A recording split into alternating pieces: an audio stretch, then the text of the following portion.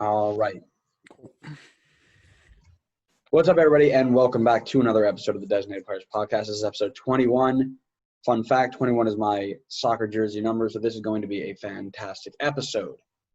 We are going to go ahead and make our predictions for the group stages to start of the MLS is Back tournament. Why only the group stages? Because for some reason, MLS hasn't actually put out how the bracket afterwards is going to work, who's playing who, what the matchups are going to be. All we know is that the top two teams from every team are making it, and the four top third-place teams are also making it based off of points, and then there are a whole bunch of tiebreakers. Everybody has points. But we went through, we lined up who's playing who, predicted who's going to win each game, and gave points the way that they normally give points, and that gave us some answers. But obviously, before we jump into that, Scarf of the Week. Connor's on mute, and we'll just leave him on mute because we all know what he's got. Unless you'd like to share something new. I brought out a new jersey today. I think it's a new. I don't think I've worn it on before. It's 2015-16 Chelsea third kit. It's like a black and gray, and little trivia to see if this would be more for Adam, obviously. But I got number 16 on it. Do you know who it is?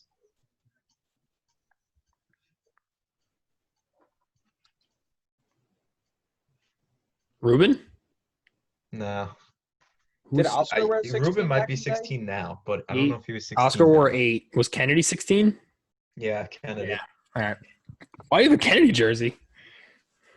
Connor went through a phase where he just started picking up like random players who didn't actually play and could have been really good. I respect Kennedy. I he came on for the last 10 minutes today. But isn't he still? I got 16. He's on loan. 16 was my number for a while for other sports. So gotcha. I was just like, whoever has 16, that's the name I'm getting on the back. I don't know if we have a 16 right now. Adam, that's your calling, baby. Go ahead. What? You could be our 16. I could be Chelsea 16. Chelsea, I would, in a heartbeat. What about you? I went with the half and half Chelsea Red Bull in honor of obviously MLS coming back and Chelsea playing tomorrow morning. Finally. Didn't you break that out already? Are you repeating scarves on us?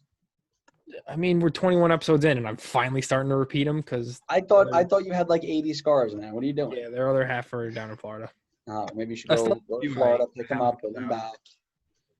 I have a few I haven't pulled out yet that are still here. All right. Following the theme, I broke out the Everton scarf because of our imminent Merseyside Derby win tomorrow. We're recording this Saturday before the Derby, so up the Toffees. But is it at Goodison? I believe so. Yeah. Well, yeah, I believe at Goodison, no fans, so yeah, same thing. We're home turf, but not home atmosphere, right? But let's just jump right into it, right? We'll go ahead and hopefully this takes up enough time where we can feel good that we're putting this out. Otherwise, we have a hypothetical bracket that we can go ahead and run with. My guess is they're going to do – off topic here. My guess is they're going to do Eastern Conference one side, Western Conference the other, and then make an Eastern versus Western mini MLS Cup final. That'd be my guess, and I might mess around with the thing afterwards, but we're doing group stages for now. We'll see how we get on. So let's go alphabetically because why do anything?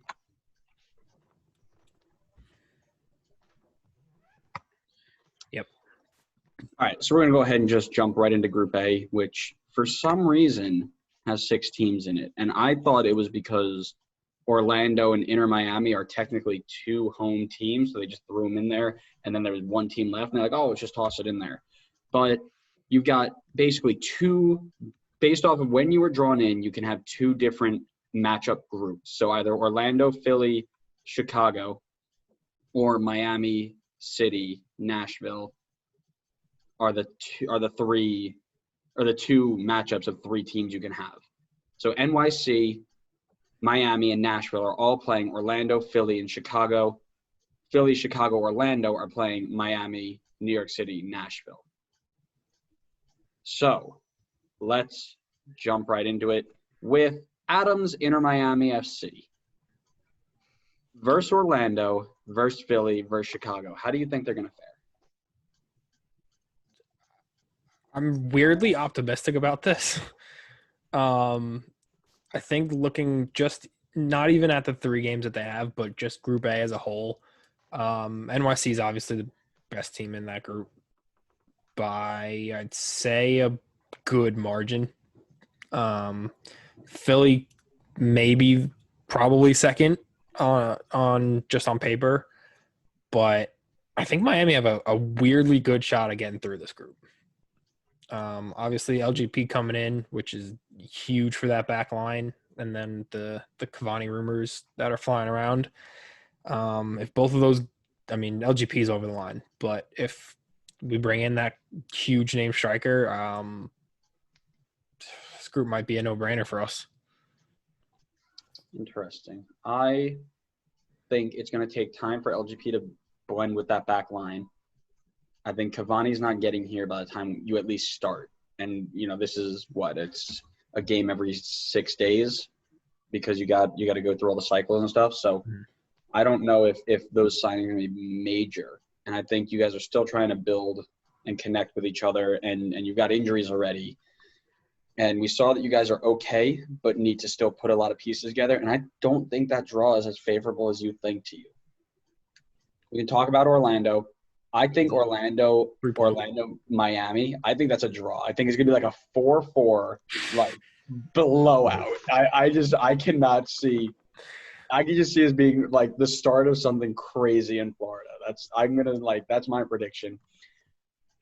I've got them losing to Philly just because Philly is a better team, and I have them losing to Chicago. I think it'll be close, but I think Chicago have all the right pieces to get past Miami.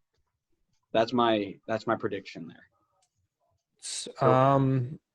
Yeah, I understand that. We all know how we feel about Orlando on this podcast. So I wouldn't be surprised. That's probably the easiest game for Miami. It is a rivalry, but I wouldn't be surprised if they came away with something, whether that's all 3 points or just a draw.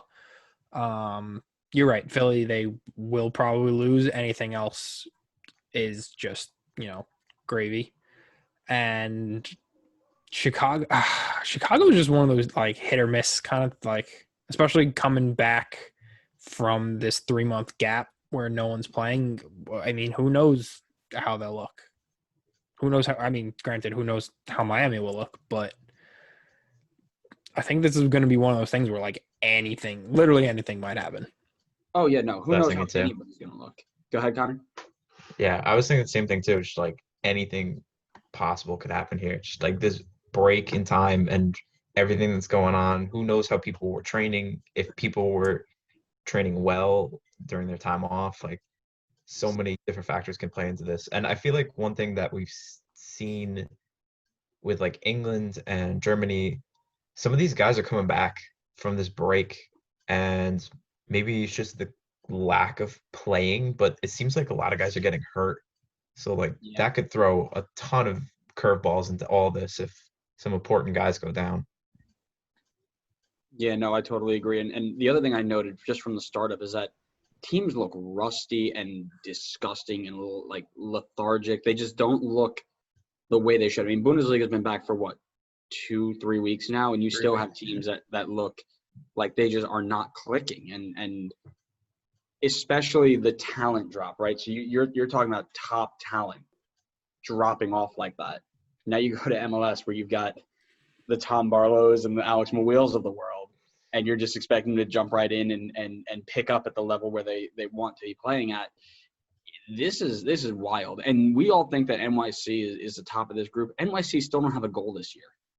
NYC are still don't have a point this year in 2 games. I mean, yes, it's a small sample size, right? But they're down in their Champions League group or their matchup. They went on in their first Champions League matchup because they played one of the worst teams that they could have gotten.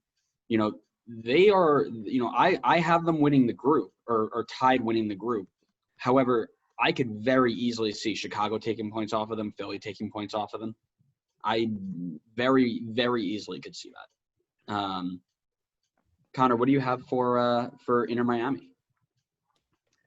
One thing I want to say about NYC. So in the league, they haven't scored. In some defense to them, the first game they did play like pretty much the entire game down a man. Fair. And in Champions League, they did put 6 goals against. I mean, granted, it's not a great team, but they still did score 6 goals. Yeah, So they maybe scored 6 goals. I would have had 5 of them. I watched that team play. I would have had 5 of them. No, I they think weren't that bad. No, they were bad. I watched Not that team. that you could have 5 though. All right, fine. I could have 3. the scoring potential's there. I mean, we saw what they could do last year. So, and pretty much it's, I would say, an unchanged team. But anyway, on to Miami. One thing I wanted to ask is the order of games they play. Do they play Orlando first, then Philly, then I Chicago? don't know. Oh, That you don't know? hasn't been decided. Okay. I think that Orlando game's definitely first. So it might be first, but the physical order has not been decided. It's they were just listing. You've got 3 groups. You got Orlando, Philly, Chicago, Miami, New York City, Nashville. Those are the 3 that you have. So I just put them in there and said, okay, this is what is most likely. These are the teams that they're playing. How are they going to fare? Yeah, I'm pretty sure that Orlando Miami game is the first game of the MLS is back, just because it's the 2 home team. Right. Mm-hmm. So I ended up going with Miami drawing in all 3 games. I feel like the Orlando one could be a bit tricky, and I know that on paper they should be better than Orlando, but who knows how they're going to come out of the break. Maybe the break will help them and that they can get more time to work together, or maybe it'll hurt them and that they were finally maybe starting to get things together now that everything had to stop.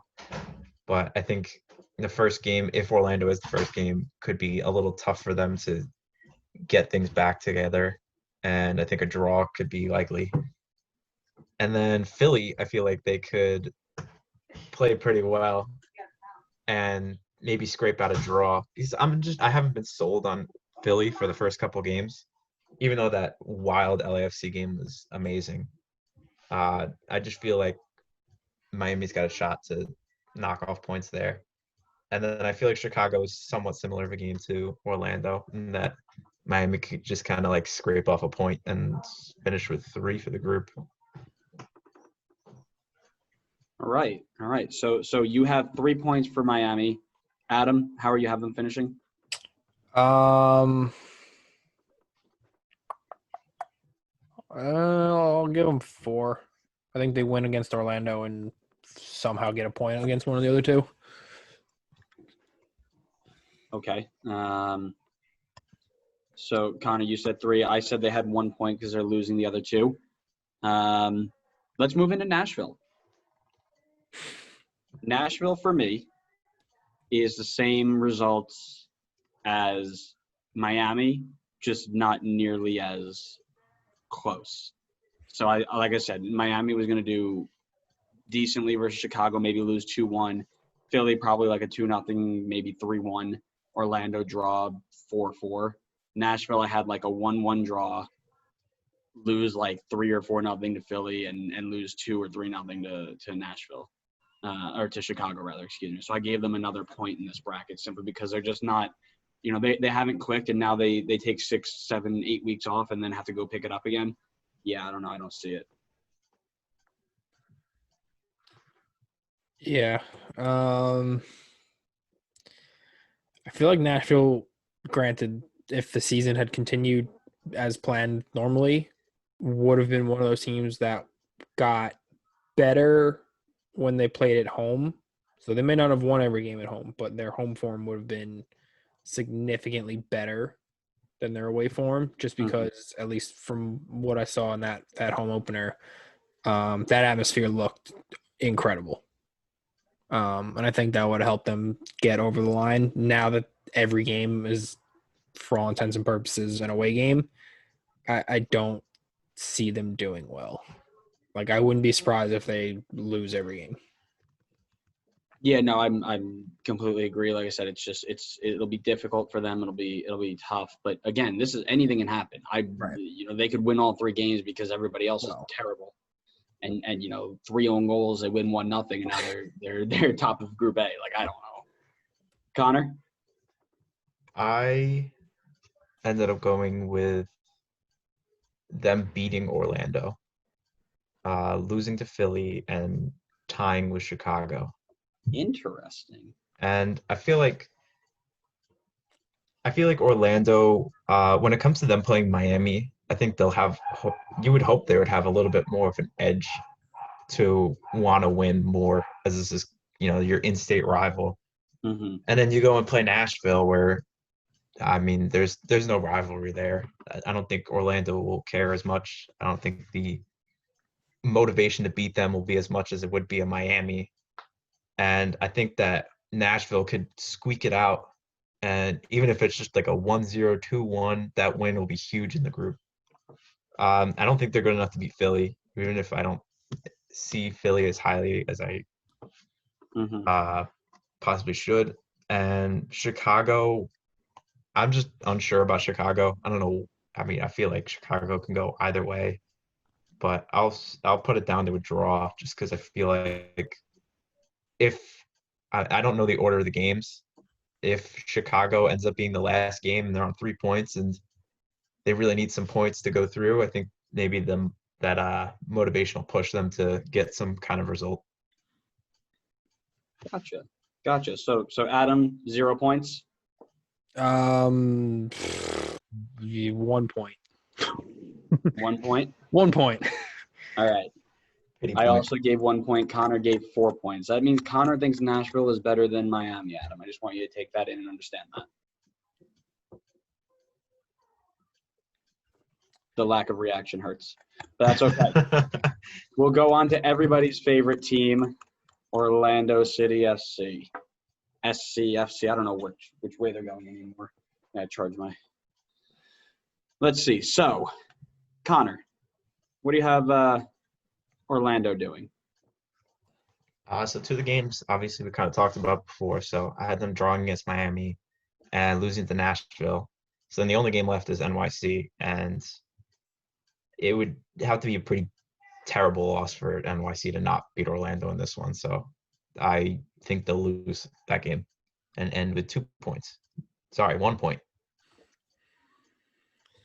Got it. Adam? I want to congratulate Orlando first and foremost because they could lose all 3 games and MLS playoffs will still be in Orlando. So, you guys did it. Congrats. It only took a pandemic for it to happen. But I have to agree with Connor. I hope Miami wins or gets 3 points from that game. Nashville, on paper, that might be the most boring matchup I could ever think of. So I'll say they draw against Nashville and just get shellacked by NYC. So they'll end on maybe 1 point if they're lucky. Alrighty. And then I actually gave them 2 points. As I mentioned before, I saw them drawing both Miami and Nashville. However, I saw them absolutely getting demolished by New York City. However, again, crazier things have happened. We all know Orlando are able to pull out some crazy things against good teams. 4-3, check Luis Robles into the goal and walk away with it. Anyways, coming out. Chicago. This is a wild card for me. Everybody thinks of Chicago as being the basement dwellers of the East, as they always have been. But they have made some fantastic moves this year, and I actually see them picking up 6 points here. As I mentioned before, I have them beating Miami and beating Nashville. And I think New York City would be a close game. I wouldn't be surprised to see them pick up a point there, but I also have them losing that just because it's tough to see anybody knocking old NYC off, and it's tough to believe that new NYC is permanent new NYC, right? So 6 points for Chicago, beating Miami, beating Nashville, losing to New York City. I mean, it's tough for Chicago to be the basement dwellers of the East anymore because a certain FCC exists. There you go. That's the one There it for is. the. There you go. There it is. Still There's two the more. one. I mean, we haven't even gotten to that group yet, so I'm sure there will be plenty more. But there's the one. Yeah. I mean, I liked some of the additions they've made. I wish we could have seen more of them before everything kind of fell apart and the league stopped. But yeah, I think I agree with Andrew. They will probably beat Miami and Nashville. Although I wouldn't be surprised if they got a draw. So I have them on 7 points against NYC. Okay. Got it. Connor. I don't know what to think of Chicago. Honestly, I feel like they'll lose to NYC. And then I had before that they would draw both Nashville and Miami. I don't feel great about that, honestly. But and I know they brought in a bunch of new guys. I guess my question would be like, how does this break in time affect the chemistry within the team? Will it help them by giving them more time to kind of figure it out? Will it hurt them because now they basically gotta like start from scratch again? I really don't know where it's gonna go. Would not surprise me at all if I'm completely wrong. But That wouldn't surprise me either. It wouldn't be the first time. No, it would not be the first time. But I guess I'll stick with it. I'll just say draw against Miami and Nashville and lose to NYC. So 2 points. All right. That moves us on to Philly. And I believe we're getting to the point where it's kind of – we've already talked about all the teams and what's happening. So, Adam, Philadelphia. They have Brendan Aronson, so anything could happen. And Jack Elliott. And we all know I love Jack Elliott. Yeah. I think they do fairly well. I wouldn't be surprised if they pick up at least 2 wins out of the 3 games. It's just going to be a question of which games they are. But yeah, I think Philly has no problem with this group. All right. So what are the results? What do we got? Do they play first? Do we know? No. We don't know. We don't know when the games are. We just know who they're playing. Right. Yeah, I don't. This is tough. I mean, it could. I think they play Nashville, correct? Yep. Okay, so easy 3 points. Fafa Pico hat trick. And then the other one they will.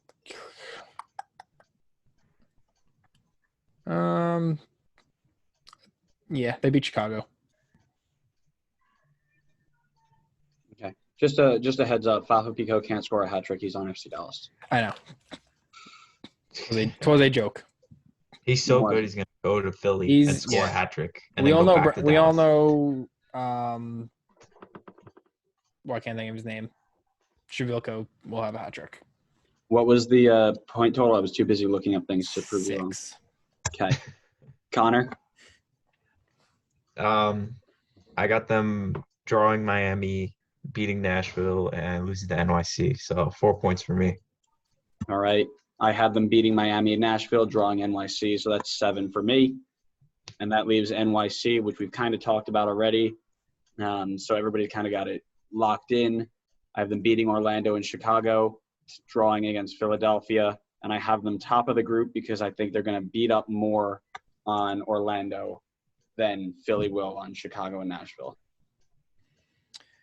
Yeah, I would say they get 9 points, but we all know that won't happen, and they'll draw somewhere. So you'll throw a 7 in there. Yep. I'd be very surprised if any team in this entire group stage gets 9 points. Interesting. I don't think it's like too impossible to think about. I mean, you should have won 3 games. That's not too many. Yeah, this is MLS and nothing makes sense. That's true. It's 100% true. Connor, how do you have them Nashville Cincinnati final? I have them 9 points. How do you have them 9 points? You had them drawing Philadelphia. I did not have them drawing Philadelphia. I thought you had them drawing Philly. Who'd you have Philly drawing? Miami. and then losing to Nashville. No, beating Nashville. So Philly beats Nashville, draws Miami, loses to New York City. Okay. Yeah. Got it. I messed that up. I'm trying to keep track of how everybody has it placed so we can follow along as it goes on. And my numbers weren't making sense at the time. So that means at the end of Group A, I've got New York City and Philadelphia moving on with 7 points each. Adam has New York City and Chicago moving on with 7 points each. Connor has New York City, and then he has to make a decision between Philly and Nashville moving on in the second spot. I think it would be Philly because they win the head-to-head. Yeah, I don't know if it goes points first, then head-to-head or goal differential. I'm not sure how the tiebreaker I'll works. say Philly either way. For us, we're going to say that it's head-to-head, and then after that, we'll go most goals. So you're going to say Philly in second, and then Nashville in third? Yeah. You're wild, dude. On you, Nashville, Cincinnati final. All Nashville has to do is win that one game against Orlando, and all of that's possible. Well, that's what when I was going through this stuff, all you need is one win, and you need to hope other teams draw a bunch of times, and you can move on as a third place team. That's wild. That's what I'm saying. And it's very plausible that they can beat Orlando. Yeah. Huh. I don't know. Orlando at home.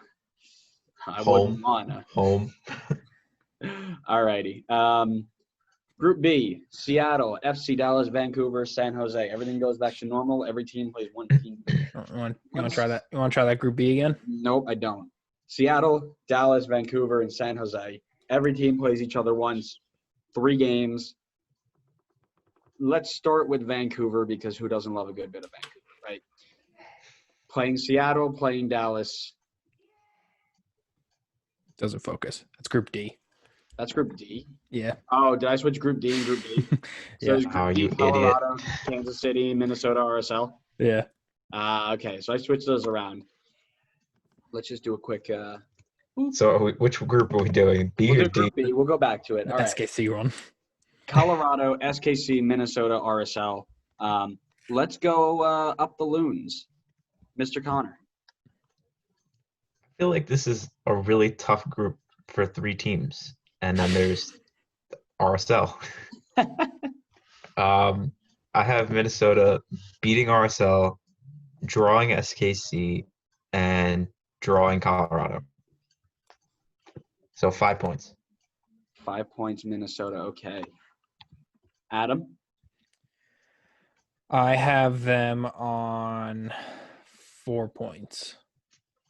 Losing to SKC, tying Colorado, and beating RSL. You guys are much nicer than I did. Because of all the players they lost and the way that I didn't feel like when they were bringing people back, they bolstered up everything they needed to. They've got good players still around, but I just feel like they cut every striker that they had. They have Luis Maria, who's going to score 1 billion goals. Isn't he on Vancouver? No. Oh my God, that's Cavallini. Yep. Do they have Mason Toy? They do have Mason Toy. Thank you, Connor. We've been so far out, I forget who's where now. My goodness, I've been watching German soccer too long. Oh, that changes things. They have Luis Maria and Mason Toy up top. They will Stop saying Mason Toy's name. Billions of goals. It doesn't mean anything. They scored 8 goals in the first 2 games of the season. Yeah, dude. I don't know why. I don't. All right, everybody leave me alone. You love the Loons. Leave me alone. You're a fake fan. I get called in at 3 a.m. I don't think anymore. I just react. I act on what I'm reading. That changes things for me. And I'm putting them on 5 points, beating RSL and tying Kansas City and Colorado. And if anybody says anything else about me not being able to read, I will punch them in the face.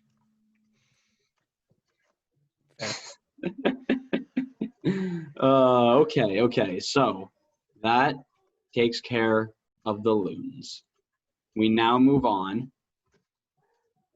Let's go to RSL because everybody started talking so bad about RSL. I want to hear why you're talking bad about RSL. Adam. I'm not talking bad about RSL. I just think they're by far the weakest team in this group. And I'm not saying they're a weak team. I just think the other 3 teams are far ahead of them. I'd be very not surprised, but I could see them pulling a draw somewhere, but I don't think they have enough to win any of these games, at least from what I've seen in those first 2 matches. Mm-hmm. So you're putting them on 0 points? Correct. I, too, am putting them on 0 points for the exact same reason, where every one of their top players left and they brought in nobody? Anybody? No one. I didn't think anybody. That being said, I can't give them a point anywhere. I think SKC is going to start clicking better than they did last year. We already know Colorado. I think Adam probably has Colorado on 9 points. Nope. That's funny because I do. And then Minnesota, we already talked about, up the loons. So I've got 0 points for RSL and a nice quick trip back to Utah. I 3 have RSL on 0 points. And I agree with Adam. Like, I don't think they're a terrible team, but the other 3 teams in this group are just really good. yeah. So it was just a tough break with the bracket. Yeah. So basically, this means RSL is going to win the group because we all said 0 points. Exactly. You're welcome, RSL fans. Yeah, that was the plan the whole time. Yep. All right, let's go. I'll leave Colorado for last, and let's go to Oh. SKC. So I will take SKC and say that they beat RSL. We talked about them drawing Minnesota already, and I think Colorado pulls off a win against them simply because Colorado are heavier stacked all around. I think SKC have a few weak spots. You know, they've got the same team from last year outside of 1 or 2 players where Colorado is up the ante on everybody. So I'm going to give Colorado 9. I'm going to see SKC 2 points. I'm going to give Colorado 9 points, winning all of them. Those of you listening can't see, but I'm pulling the whistle on the hype train that is Colorado. So glad to have you aboard, Andrew. Yeah. You're on a lot of I'm trains. giving SKC 4 points. I'm on. No, that's actually try. I'm on a lot of trains. You're on too many trains. I'm on Inter Miami, SKC, Colorado. Mason You're on Toy. player trains. Yeah. Individual players don't have. Cavallani, We're talking about just teams. Brian White. No. Basically the entire Vancouver team. No, just But Cavallini. he's not on the Vancouver. None. Individual players are allowed to have their own hype train. I'm talking about just teams. Individual players, I will 100% be the conductor of their hype trains. Cough. Alan Polito. Cough. Alan Polito, right, of course. Connor, SKC. I went with win against RSL, draw against Minnesota, as we said. And then I think they beat Colorado. So 7 points for me. They were unreal to start the season, even if it was just 2 games. They were so good. That's fair. Yeah. I have them on 7 as well. I think flip-flop, though. So I have them beating RSL, drawing Colorado, and beating Minnesota. I don't remember which of the 2 games that they played it was, but I remember texting the both of you to turn on the SKC game because they looked scary. Mm-hmm. Houston. Was it the Houston game? Yeah. So that's the reason I couldn't put them through because I was watching them play Houston. It's not like I was watching anybody good.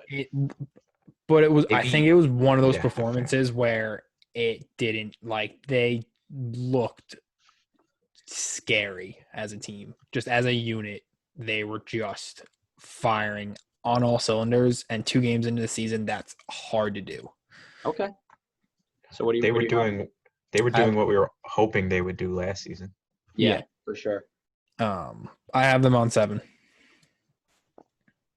All right, so you have them on 7. So how do you have Colorado finishing then? Also on 7. And then Connor, you have them at 6. I have them at 4. So beating RSL, losing to SKC, and then drawing Minnesota. All right. So that leaves Group B for myself having Colorado and Minnesota.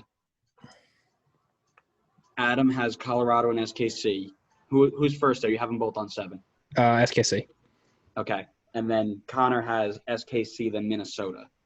Now, we're also going to tweet all of these out as the groups go on and make sure everybody's reminded. And hopefully, if I can convince the guys, we might go back to my World Cup prediction tweets daily. I know Connor knows what I'm talking about. I don't know if Adam remembers.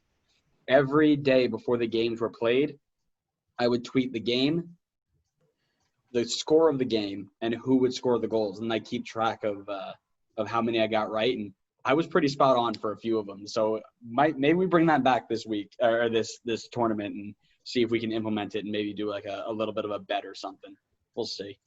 But until then, let's move on to Group C, where we've got Thierry Henry's Montreal, everybody's least favorite team in DC United, treble winners Toronto FC, and Robert Kraft's New England Revolution. This was tough because I see every single one of these teams as the exact same. Like, I could see everybody drawing 1-1, 3 points, and having like a 4-team shootout to figure out what happened. Let's start with DC United. I'll take DC United to start. I gave DC United 5 points, drawing Montreal, drawing Toronto, and beating New England. I literally have no idea what DC United are going to come out as, because DC United could be really, really good, or they could be like they were when they played Colorado week 1 and just play Julian Gressel as a center mid, not do anything until the last minute of the game. I don't know. They're so up and down. I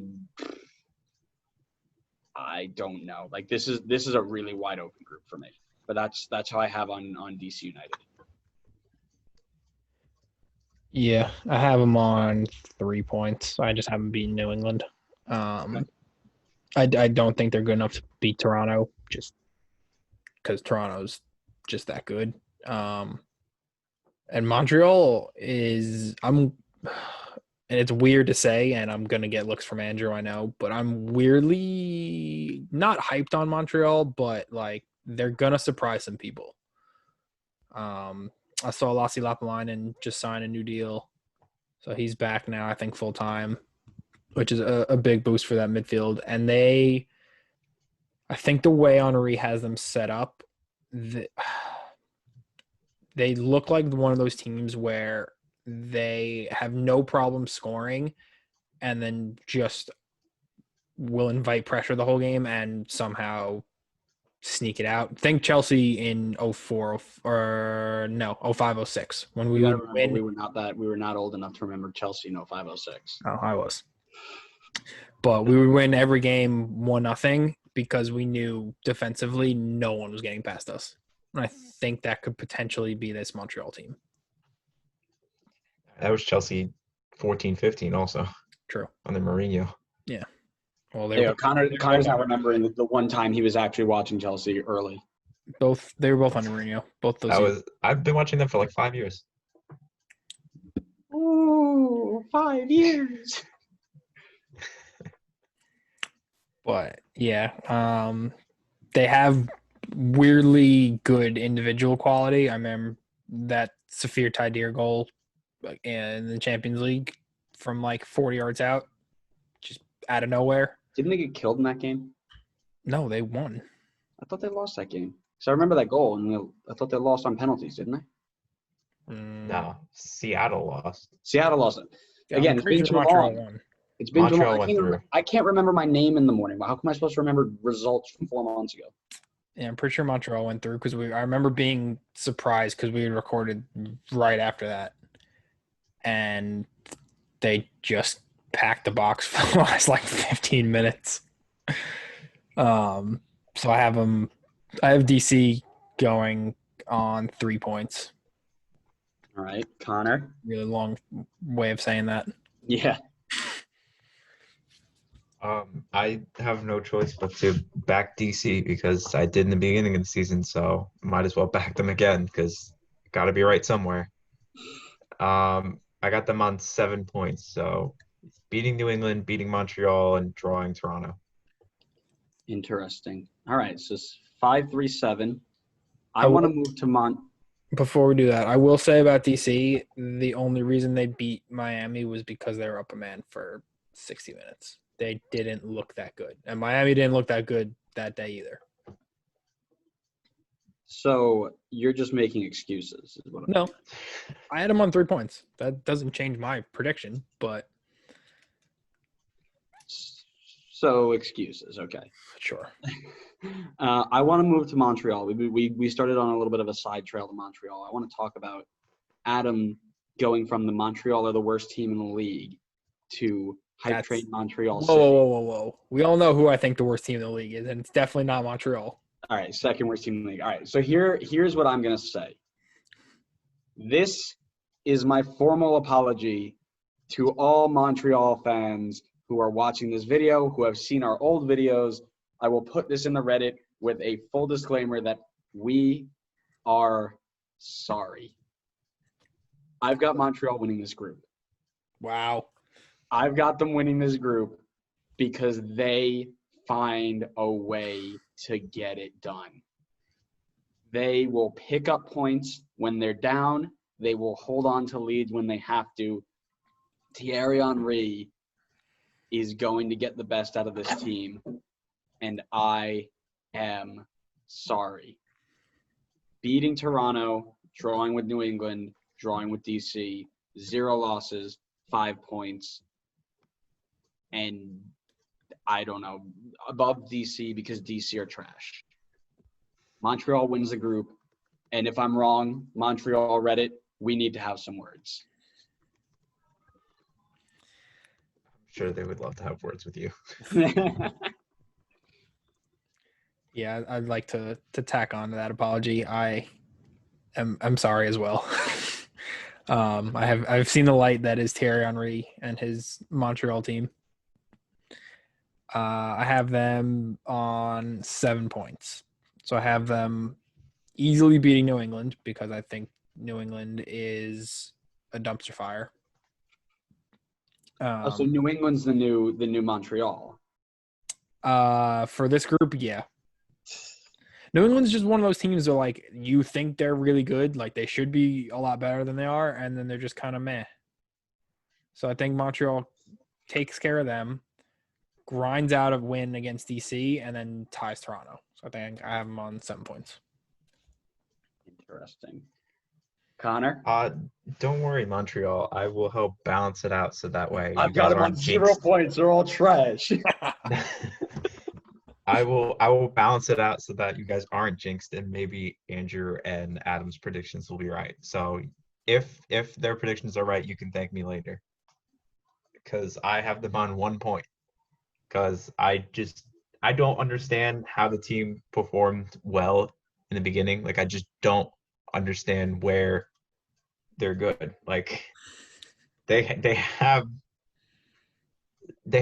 Boyan as striker. I don't know how that works. And Henry was not a good coach before he came to Montreal. I mean, maybe this is where he needs to be. Maybe this is where he starts to get his success. How dare you disrespect the name of the greatest MLS player of all time? I'm not disrespecting him as a player. He was unreal. I don't care. As a coach, you disrespect him in one facet. You disrespect him. No. You're gonna tell me he was not bad at Monaco? His time as Arsenal's invincible was useless. You might as well go ahead and just go ahead and. Well, how do you explain his time at Monaco? I say he was set up to fail. He didn't have enough. He was set up to fail. Take on the PSGs of the world. And anybody who doesn't want to help the greatest player of all time should be fired for not helping him. Tony Hibbert I believe Monaco won the league shortly before this. Up big Tony. That made my day. All right. So Montreal, Reddit, Montreal, Twitter, Montreal, anything, please direct your anger to Connor Wright. His links are down in the description if you'd like to find him on all social medias. I'm really sure that they will probably prove me wrong. I'm sure they'll go and beat DC and at least get draws in the other two and probably will go through just because I said they wouldn't. Connor, So, how many Champions League medals do you have? 8. Wow. How many does Right, Bojan have? coach. Did Boyan get some when he was at Barcelona? He 100% did. Man has Champions League winners medal. I'm not questioning him as a player. Winner. I just don't see him as a striker. He's definitely not a striker, but guess what? No. Thierry Henry makes whoever he wants do whatever he wants. Exactly. All right, He has been. You're right. Let's go to TFC. New England, Montreal, DC. Connor, what do you got? Continue on your rant of bad decisions. So Toronto, I got them on 5 points. So draws against DC, New England, and beating Montreal. Disrespect. Adam? I have them on 7 as well. Beating New England, DC, and then again tying Montreal. I've got them on 4, beating New England, losing to Montreal, drawing DC. Like I said, I see so many. So I have a color coding system, right? Like red is loss, green is win, yellow is tie. The base of this whole thing is yellow. Everything is just draws. So it's going to be really close. I'm very interested to see how it comes off. But yeah, I just don't – I see TFC being good. But I don't know. TFC is always that team in the East that I feel like I don't see enough of, so I'd never believe they're as good as they actually are. You know what I mean? Like, I know Toronto is a good team. I don't watch them enough to think, okay, this player can do something. This system works really well up against these types of systems. So I can see them probably beating DC. I don't know if I just don't know. Again, this one's a wide open for me. I actually have them being one of the 4 third-place teams. So, yeah. So let's go with that. Systems are irrelevant when you have Michael Bradley and Josie Altidore in your team. Excuse me, sir. It doesn't matter what you play against. Those two will figure a way out. All right. Interesting. It was sarcasm. I know. Okay. So I've got TFC on 4 points. And finally, New England, we are just going to wrap it up. We don't have to talk about the matchups anymore. What do you have? I got them on 1 point, 1 point off of Montreal. I have them losing Toronto and DC. Big old 0. We're banned from the New England Reddit, right? We're not banned. We just had our episode. We just had our episode removed. Okay. I'm fine with that. I have them on 2 points. All right. They're not going to like us after that one. No, they didn't like us now. Them and Philly. Philly didn't like us in there. Or not, was it Philly? It can't be It was- Philly. I feel like I left Philly or Montreal didn't DC. like One us of them either. did not like us. No, Montreal did not like us. So No, Montreal didn't like us, but they kept us there. New England and I believe Philly removed us. after all I talked about Brandon Aronson, Jack Elliott. Doesn't matter. It might not have been Philly. It might have been Sad. Who knows? who cares? True. So we've got, for myself, Montreal and DC on 5 points moving on. Adam's got Montreal and Toronto moving on with 7 each. Who finishes first in that? I'm going to say Toronto just because I want the reverse psychology of Montreal going through. Love it. I will say Toronto. And then Connor has DC on 7, Toronto on 5, Montreal bottom of the group for anybody who was keeping track. Go get That's how you know they're gonna go through. I'm just saying. You better hope so. Otherwise the pitchforks and the Canadian geese are gonna come get you. Listen, reverse psychology. Yeah, it's a you thing. hope so. So let's move to Group D, the real Group D. Seattle, Dallas, Vancouver, and San Jose for real this time. Adam, give me a start. Let's go. Let's get San Jose out of the way. San Jose is going to end up with 1 point. Where? Dallas. You think? Sure, why not? It'll be one of those games where like each team either has a billion chances of known scores or is just the dullest thing you've ever seen and just kind of ends and everyone goes home. But I don't see them picking up points on either of the two other games. Interesting. Connor? He says that because he can't pick against Vancouver because he's on too many player hype He's trains. on too many hype trains. Can't get past Allied now, man. He's too good.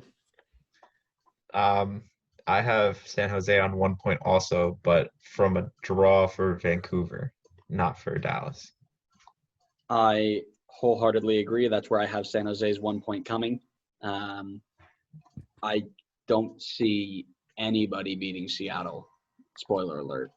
And I see FC Dallas just their play style being better than what San Jose can keep up. And then they also have that side note of Daniel Vega in goal. And we've already spoken about how much I despise that man as a goalkeeper. Let's move on to Vancouver since we've been talking so much about their hype train. Adam, I want you to take Vancouver for this one too. I know we talked about it. I know you started already, but I want you to take Vancouver as well. And if you put them on 9 points, you're off the podcast. 6 points. 6 points. 2 wins and a loss. No, you don't. Yeah, 6 points. Where? What do you mean?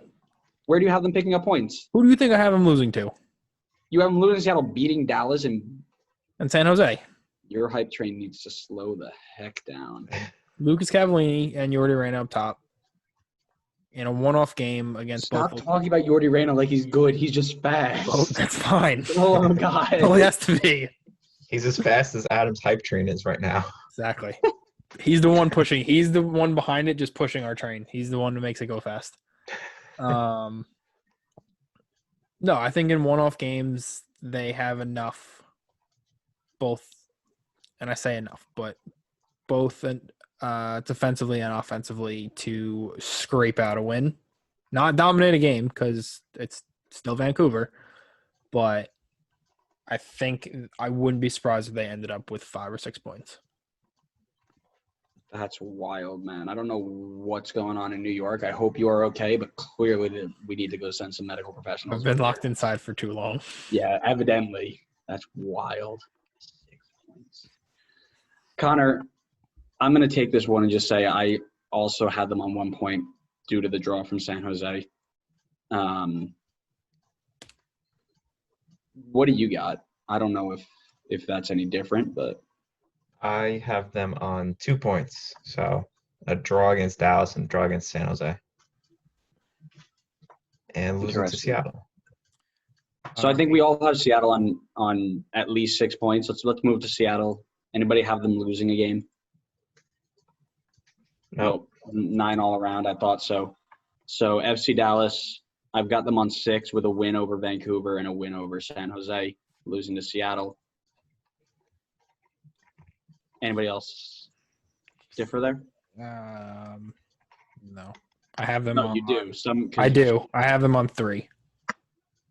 Because you had Vancouver beating them. I did. I have them beating San Jose and then losing the other 2. And then San Jose got a draw against them. Oh, did I have them on 1? Yeah, you had them on. Yeah, I did. You're right. You had San Jose You're right. drawing FC Dallas. Yes. So 1 point for Dallas. Sorry, Dallas. You're Jeez. This is because fantasy isn't going back. That's exactly what it is. That's exactly what it is. You guys have to pick up for fantasy points. No, because they're not on 9 points. Oh. No, if fantasy was back, Dallas would be on 9. Oh my God. Do we know who their goalie is? Jesse Gonzalez? No. No. Is it in Dallas? We've been over this, Andrew. In Dallas? Why isn't Jesse Gonzalez the goalie? Oh, yikes. That's fair. That's totally fair. But they still have Jimmy Maurer. Jimmy Maurer's solid. Okay. I couldn't remember who the other goalie was. Yeah, Jimmy Maurer is a solid backup because there was a time when isn't Jimmy Maurer Maurer like was a starter. Maurer old? started like half the games in like 2018. Yeah, isn't he like 32? Yeah, but he's still good. That's fair. Robles is pretty old and he's still good. Whoa. How dare you disrespect him with facts like that? Stop it. I'm saying he's good. Podcast isn't. You want me to say he's facts. bad? I have Dallas on 4 points, so beating San Jose and drawing Vancouver. Okay. So I think Adam has, with this, unofficially announced his resignation from the podcast because he knew he was going to get kicked off by saying this anyway. But Adam, it has been nice knowing you. Thank you for joining us. It's been a fun 3 weeks of recording. If we're talking 7 days, one a day. But it seems like your time has come to an end. Unless you want to redeem yourself in Group E and tell me where you have FCC finishing. I mean, obviously, if it's not top 2, I can't even say it. I can't even jokingly say they're going to finish first. They're going to finish on negative points. I don't know how, but they'll figure out a way. Unless Yupstom starts playing, they are going to lose every game. They're going to owe Vancouver points. Yeah. I genuinely feel bad for Cincinnati because the other 3 teams in this group are insane. I'm making a quick change here. I don't see them picking up points anywhere. I have them picking up points, and I'll tell you where. Is it at Red Bull? It's not at Red Bull. Connor, how do you have FCC doing? I got them on 1 point. Getting against a 2. Draw. What? Against 2. RBNY. Interesting. I have Can't even them say it's unrealistic because it happened. I have them on 1 point against Atlanta. Why are you laughing, Adam? You'll see in a minute. Atlanta beat FCC this year. So did Red Bull. So the Red Bull tied. I thought you guys tied. No, we won 3-2. We drew RSL. Oh, okay. I have them at Atlanta because Atlanta doesn't have a striker.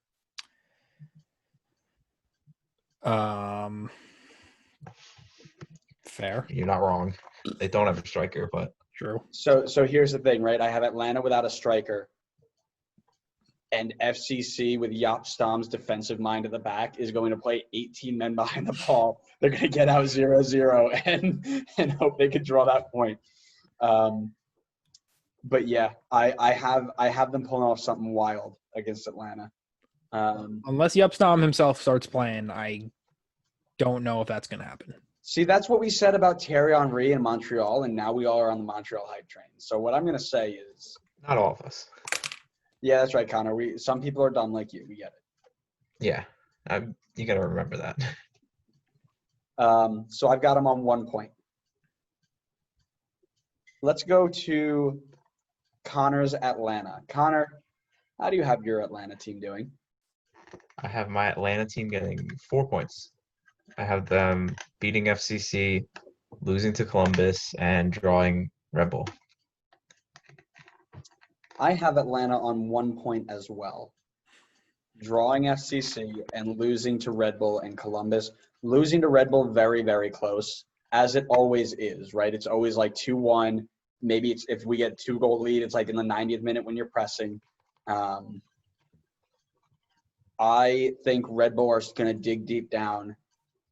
This might be the optimist in me, but I think Red Bull are going to dig down, find that spirit that gets them the win when they're playing against big teams like that. And Atlanta are going to have a very poor showing in Florida. I think Atlanta's going to be pretty good. They're going to be healthy except for Joseph. They're going to get Robinson back, Escobar back. They still have PT and Barco. I'm not saying they're not strong altogether. I think without that striker, you're going to have issues. Maybe. I don't know how Adam Jan's going to do. We'll have to see. It's the style of play that he doesn't fit. And we've spoken. Oh, I agree. He doesn't. Right. He's a big guy, and he can't run in behind. Big target forward, which Joseph could hold the ball up, but Joseph also could run in behind. And Adam Jan is like me running. And that's not very fast. So I think unless they change their style, which I can see them change their style, going with like a 4-3-2-1, where you've got PT and Barco like right behind Stam. I keep want to say Jaap Stam, but it's Adam Jan. Right behind Jan. And like Remedy plays the ball in and he just does that little, remember that, that video like Busquets getting an assist to Messi where he's at half and he just touches the ball, Messi runs through and scores? That's how he'll get all of his assists this year. He's going to stand at like the 30-yard line, just take one touch, let PT pick up the ball and go score. That was David Villa, that assist. It was against Madrid. No, Busquets had another one like that. No. I remember because everybody was like, "Oh, Busquets with the like it was a meme one moment, like Busquets with the vision like Modric or something, or Xavi like that," and he just touched the ball and then it like speeds up Messi cutting between like 12 players scoring, and Busquets just starts smiling. He's like, "That's my assist. Let's go." But yeah, I just don't know if the change of play style is going to be great. Didn't you struggle against FCC when he was out? We won. But it wasn't clear cut, No, I mean, they went up 2-0, and then they kind of conceded a bad goal. But in terms of attacking, I thought it was okay. I didn't think it was great, though. But yeah, that was one game. It was like the first game, so I don't know. Maybe now they have some more time with practice, now that there's a break. I think it's going to be all on PT. If PT plays well, then they can pull it out. But if PT doesn't, then they could struggle. And that's the issue, right? You've got a guy who straight up got benched last year for like 10 games just because he wasn't good enough. And now you're but he looked different. He looked different. He definitely looks different. But you're also putting weight on a guy who I think mentally is fragile, right? If you tell him he's not good enough, he's too young to get through that and say, okay, I'm going to push harder. He's just kind of like, oh, whatever. And we saw that last year, right? We saw that. Just my 2 cents. Yeah. I have them on. We'll give them 4 points as well.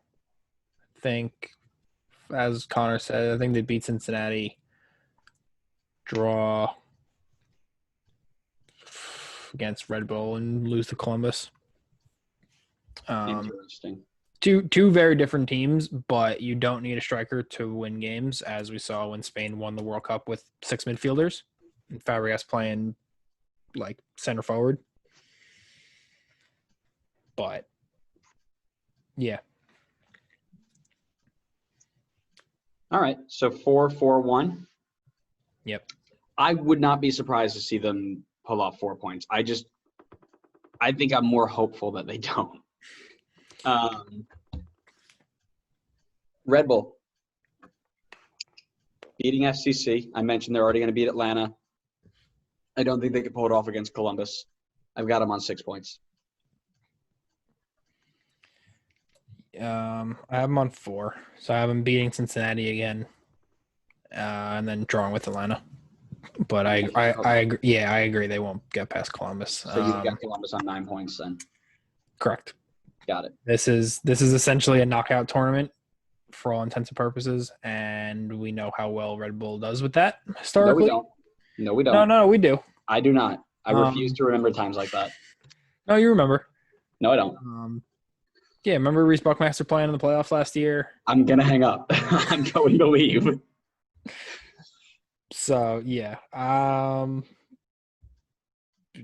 Red Bull is just, I don't know what to do with them. We're linked with some League One striker who's got a bunch of goals, but he's injury prone, and we offered a ridiculous amount of money for him and then got the bid rejected for who knows why.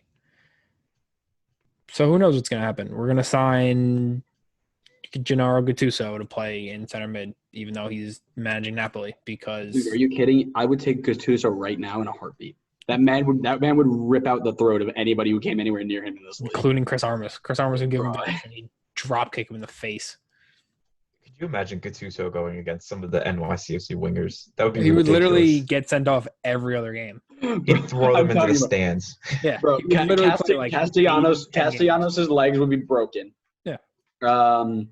Hebert would probably like be missing a few toes, and I think who's the other winger? The other one out there. Mitrita? Yeah, Mitrita's bald head would be through his own neck. Like, he'd just rip it off and go straight through. Yeah. Bro, Gattuso is easily one of my favorite players of all time. I would watch that dude fight players forever. Yeah, but he is the leader you want to play behind. He's the guy you want everybody to be. yeah, but my point was that Red Bull will sign, or inevitably sign someone who, yes, makes the argument you fit the system. Yes, we've talked about this Red Bull magic system that has yielded 0 MLS Cups. But 3 supporter shields. Yeah, but you look at the other Red Bull teams and they lose a superstar and they instantly just find some new wonder kid who's equally, if not better. We do that. We get rid of 7 players and rely on generic FIFA white people, Tom Barlow and Brian White. Generic white FIFA people. If you created a random character in FIFA, his name would be Brian White. Oh man, I want to see Brian White on this podcast. I want to have you. Yeah, so do I. I would love. I have nothing against Brian White. That's just the generic white person name. We'll get Roth on one episode and then Brian next one. Deal. And then who are we gonna get for you to argue? You're not gonna argue anybody. I don't know. Someone from Orlando, I guess. Get Dom Dwyer and ask him why he failed for the USMNT and why your jersey's useless now. Deal. I don't have a problem with him. That's you. That's both of you. I have more of an issue with Wando than Dom Dwyer. No, imagine why. I'm not going down that path. I am not doing it. Connor, where do you have Red Bull finishing? How do you have Columbus finishing? Can we move on to Group F, please? I'm going to ask a question a day one time about Wando stuff, and you're going to have to talk about it. No, I will not. I will leave. I have Red Bull on 2 points, drawing Atlanta, drawing FCC, losing to Columbus. But honestly, one thing I want to say, I could really see that changing because I know that you sent me a post today about Atlanta getting like their second player confirmed with COVID. Mm-hmm. If these are important players and they're not going to be able to play, that changes everything. I mean, obviously we don't know who it is for probably HIPAA purposes. No, we need somebody to spill it. It's literally illegal to do that. Somebody did that to Yeah. one of the football players, like one of the running backs. I think what was it, Zeke Elliott? I don't know. Somebody I at don't know. Dallas, and he just tweets out HIPAA ? Yeah. And then somebody responded like HIPAA only applies to doctors and medical professionals. If somebody saw you in the waiting room and saw you come out with like a piece of paper, they could tell whoever they want. Sure. Anyways, sorry, side note. We need some more Somas that'll just tweet out their own whatever's going on. I love throwing it back to old episodes. If you haven't seen that, go check it out. Episode 18. Yep. Anyways, so you have them losing. So you have Columbus on 9 points too, right? Yeah. I think that unequivocally makes us all on the Columbus hype train, whether we like it or not. And rightfully so. We talked about it. They've upgraded every single position. Honestly, goalkeeper might be one of their worst spots, and their goalkeeper isn't terrible. I like their goalkeeper. I know you do, but that's because he's from a random country in the middle of CONCACAF. Well, that's not why, but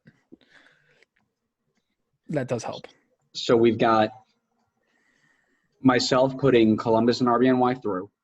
The main reason I have RBNY going through, by the way, is because we need to continue to lose in the semifinals of things so that we can continue being Red Bull. So we need to get out of the group stage first. When we get to the semifinals, I will knock them out. Don't worry. But when I bring up their history and knockouts, I get yelled at. Yes, because I don't need to be reminded by other people about it. I remind myself about it 90 times a day. Fine. Adam has Columbus finishing first and either Red Bull or Atlanta going through. He's going to decide that right now. I have both of them going through. This is one of the third place teams. One of the third place teams. Who finishes second? Red Bull. I like that. I'm okay with that. And then Connor, course for you do. whatever reason, has Columbus and Atlanta moving through. God knows why I have that reason. Yeah, I could not tell you. Cool. So, final group. We've gotten good conversation out of this. I was worried that this was going to go a little bit too quickly, but we've gotten good conversation out of this. And we'll go to Group F. LAFC, LA Galaxy, Portland, and Houston. I'm going to start with Houston. There's only 3 teams in this group. That's what Houston's getting. For Yeah. those of you who are listening, not watching, it's a big fat 0. Houston are hot garbage, and I'm assuming everybody has them on 0 points too. If you don't, we're going to need to have a conversation. I have them on 1 bonus point. It doesn't actually affect their standings, but I gave them a bonus point for having Darwin. They're going to give them a bonus point for Tommy This Mack. is why FCC has negative points. Yes. So that Houston can get the bonus point. Houston takes one of Cincinnati's points. I like that. I thought we were doing bonus points like we do at the Comac Memorial Day tournament. We have to calculate all the No. differentials and stuff. Yeah. That's just wild. Anyways, Connor.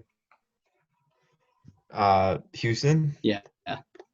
Yeah, 0. They did get a point off of the Galaxy the first week, but That's not impressive. relax you. If there's always, where do you have the Galaxy finishing? Tell me about how the Galaxy are going to fare against LAFC, Houston, and Portland. I have them on 3 points because they beat Houston. Me too. I had them on 6. I think they can beat Portland. That's bold. Why not? Christian Pavone going off. I think you're kind of out of pocket here, Connor. I think you need to check yourself. All right, I'll put myself back in the pocket. Get yourself back in the pocket. I think Portland are better well-rounded and have a better back line than the Galaxy's dumpster fire. You've got 2 of the worst back lines in the league in this one team, in this one group. It's one team. They're so bad. They have 2 terrible awful back lines. To be fair, they could play 10 attackers and just try to outscore everybody and not play defense. I mean, that's what they do anyway, don't they? True. You know what? I should change this because I forgot who Galaxy striker is. I might change it. We can keep going. You forgot about Pavone? No, they're striker. Yeah, I know what I said. All right, where do we have Portland finishing, everybody? I've got them on 7 points, beating Galaxy, beating Houston, drawing LAFC. I have them on 6. Losing to LAFC? Correct. Hold on, give me 1 second.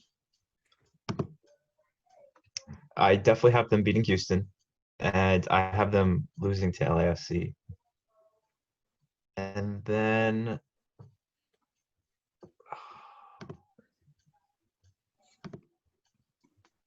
I'll say no, I'll keep it. I'll say 3 points. They'll lose to Galaxy and LAFC. So everybody's got LAFC on 9 points is what you're saying? Correct. Yeah. I've got them on 7 because I think Portland can abuse those awful outside backs because I don't know if they don't have one now. Well, is Andy Nahar going to be in for LAFC? That's my question. If he's there, he's fit, and he's capable, I think they beat Portland. Yeah. I don't know if that's the case, so I'm going with the more cautious approach and saying 7 points. Fair. So, with that being said, I've got LAFC and Portland moving on with 7 points each. LAFC top of the group because I think they beat up on Houston more than Portland does. I've got Adam having LAFC and Portland move through as well. And I've got Connor having LAFC and LA Galaxy move through. We now have to determine the third place teams for everybody. It looks like Philadelphia for Adam, Minnesota, Atlanta, and then either DC or LA Galaxy for you. All right. Well, it's definitely not the LA Galaxy. So DC United move on. So that means you've got those 4. All right. Connor's Nashville, Colorado, Portland, and then either Red Bull New England, Vancouver. Those are the three. I'll say Red Bull. Good boy. And then for me, it is my third place teams are Chicago, Toronto, Sporting KC, and LA Galaxy. Excuse me. So that is our group stage predictions. When MLS comes out with how the bracket will be set up, we're going to put all those teams in, make our bracket predictions, and give you our champion of the MLS Is Back tournament. I have a quick question of the day. I know, Adam, I thought you said you had one as well. I do. Mine's very quick. Florida cases are rising, COVID-related. MLS is playing every game in Florida. Teams are showing up with players who are infected and have to quarantine for 14 days. Is this tournament even happening, yes or no?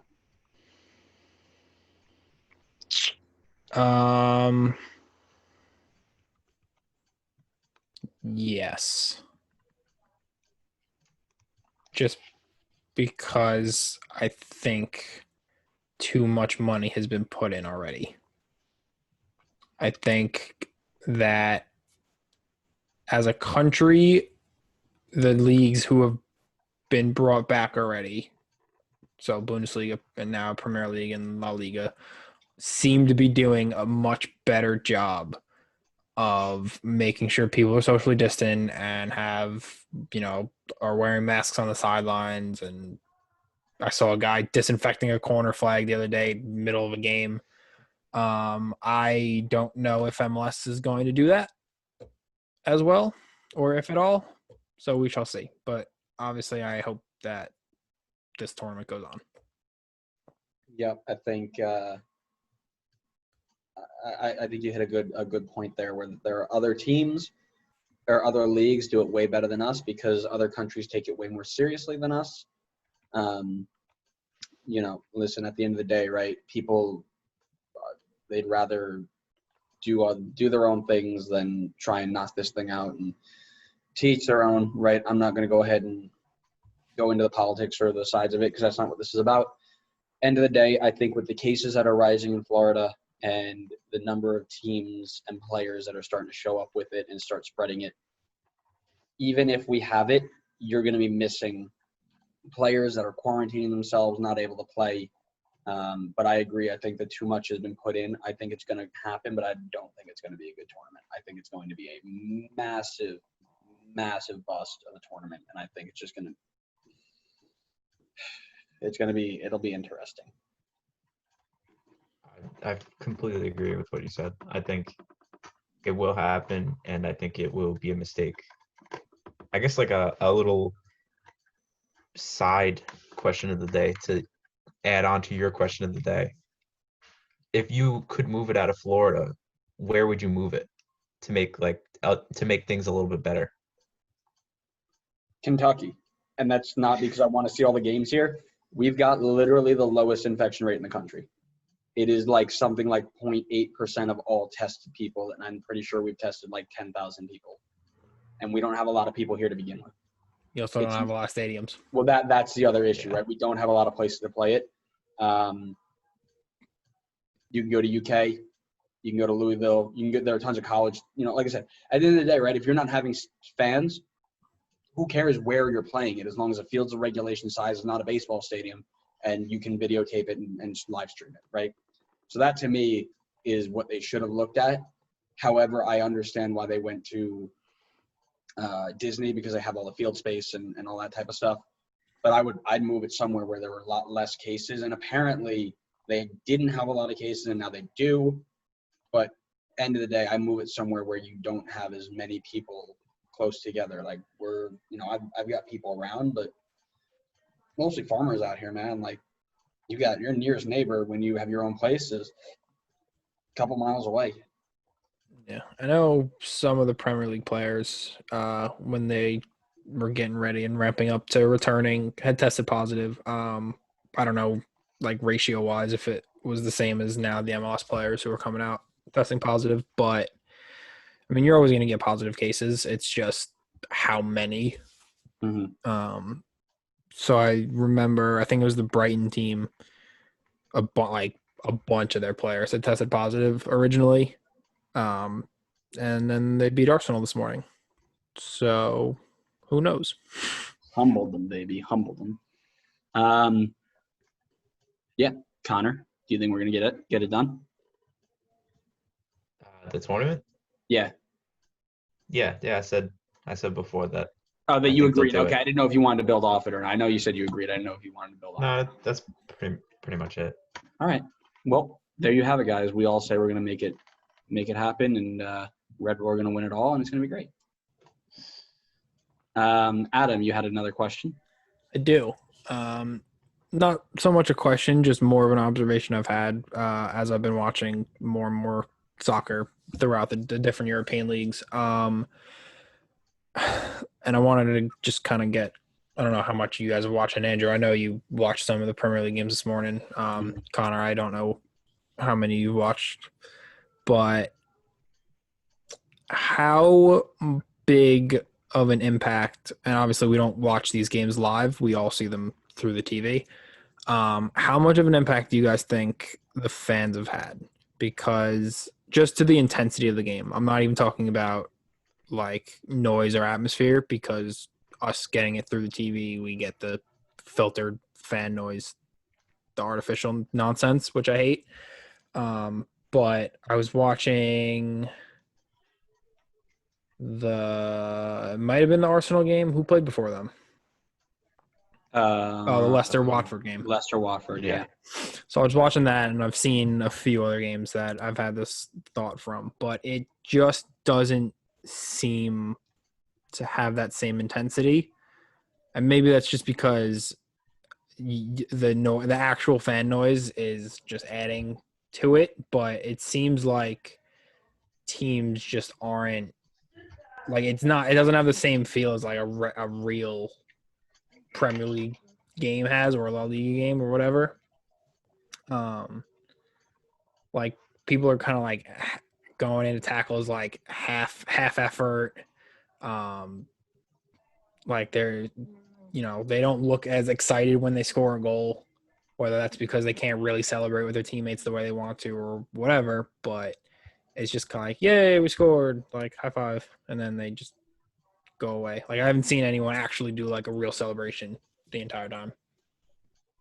So I just want to get you guys' thoughts on that. End of the day, right, you got to just play the game and play it as best you can. But in terms of the way the sport is and the way that everybody reacts to it, right, you watch the game. A lot of people don't watch the game for the game, right? It takes a very select few people to watch the game to break down how they're playing, what they're doing. My biggest thing when I first started watching Bundesliga, you could hear everything they were saying, every single word. And you talk about how we're in America. You want everybody to grow the game and become so good. And then you filter all that out by putting fake crowd noise instead of teaching a young kid what you're supposed to be saying on the field, how you're supposed to be talking. So that bothers me. Not bothers, but right, like that, I don't like that, because I'm one of the guys who can sit down and say, man, I love this, because I can hear what they're saying. I can see what they're trying to do, and you can pick it apart. The majority of people here don't do that, which is why you need that filtered crowd noise. I think the fan atmosphere is important for us as we're watching it, less so for people, unless the game really matters, right? Leicester-Watford doesn't matter. In the grand scheme of things, Leicester just need to get a few points so they can stay in Champions League spot. They're not winning the title. Watford might need to play a little bit harder so they can survive. But end of the day, right, there are games in there that don't matter.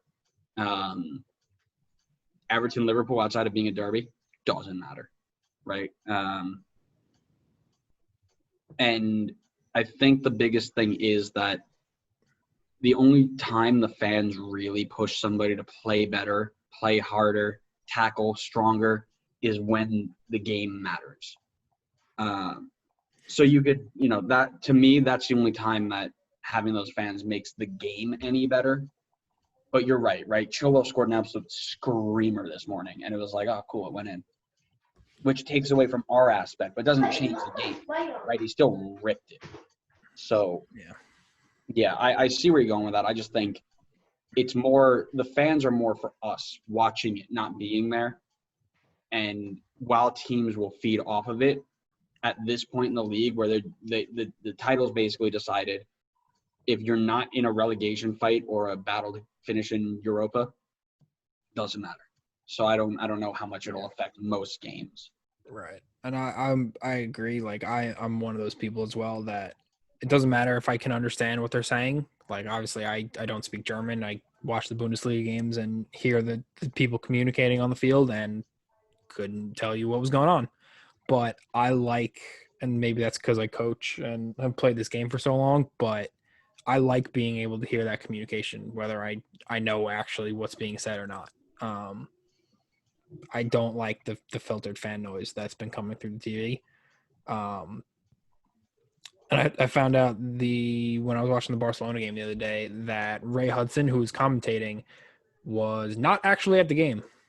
So he was watching a live stream from his house in Miami, and I guess he had a microphone and set up at home and would watch the live stream that was a few seconds delayed just because of some technical stuff, would commentate, and then we'd hear it through the TV, which, as I love Ray Hudson, he's one of my favorite people on this earth, but it was weird and not great. We're in a tough spot, Yeah. and they're trying hard to get it across the line. I don't care for the stuff, but I understand why they have to, because if you're the casual fan and you're listening to just people talk on a field and kick a ball around, most people are not staying around to watch that. You need to be a special type of person. I'll pick Connor's brain on that. I don't know how he felt about that, because I know he doesn't. With as much respect as I can say, I know he doesn't look at the game the way we do. I was actually gonna say that pretty much just from the perspective of someone that doesn't, I never played the game, so I don't know the game like you guys do. I don't care to listen to them shout about what they're doing. And I feel like that's probably often the sentiment with a lot of fans that are watching. Say majority probably haven't played or haven't played seriously enough to want to hear the tactics going on. I don't love the crowd noise. I think that they've kind of, from what I've watched, they kind of only throw it in when it's maybe like a good save or a goal. But usually when I'm listening to a game, I mean, the crowd's just belting it the entire game, like singing the entire time. Anybody makes like a good pass, they're like getting excited about it. And not having that part of the game definitely makes it harder to watch when I'm watching a team that's not my team.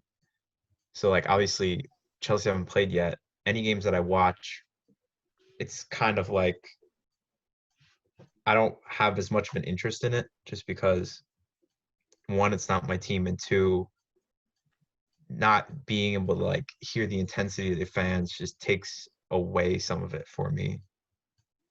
And I don't know if MLS would have that same extent. I just don't know if the fans are at that level of like England level fans where they have these intense chants and they're really, really into it.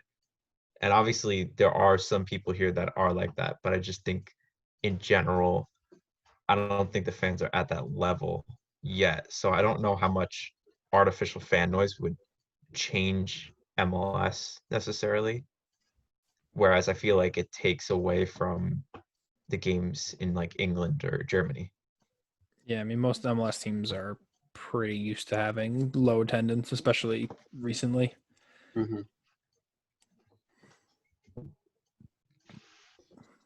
All right. Well, I think that covers that. I don't know if anybody has anything else to add on to that. No. But this was a good chat. Outside of a few very poor decisions, Mr. Wright. Thank you guys for joining us. If you've made it this far, we hope you enjoyed this episode. Let us know what you think. Do you think our choices were good? Do you think we messed up a ton? Do you think that Montreal definitely should be top of every group? Think Connor's wrong? Let him know. Make sure you're following us on all social medias, Facebook, Twitter, Instagram, YouTube. Subscribe to us wherever you get your podcasts so you know when we go live. We still got interviews in the pipeline. We're trying our best to get them across. But with the season wrapping or starting to get up again and everything going on, it's getting a little bit more difficult, but we're going to try our best to get those in for you guys. And if not, just keep an eye out. We've got a lot of things coming around that you are going to enjoy. And once the league gets started up, we're going to have a little bit more fun. We're going to go back to analyzing some games, picking things out. And yeah, we're gonna go right back into it and hopefully get back into the swing of things real soon. But until then, thank you for joining me, you guys. Thanks for being here this long, and we'll see you next time in the next episode, Designated Players Podcast. See ya.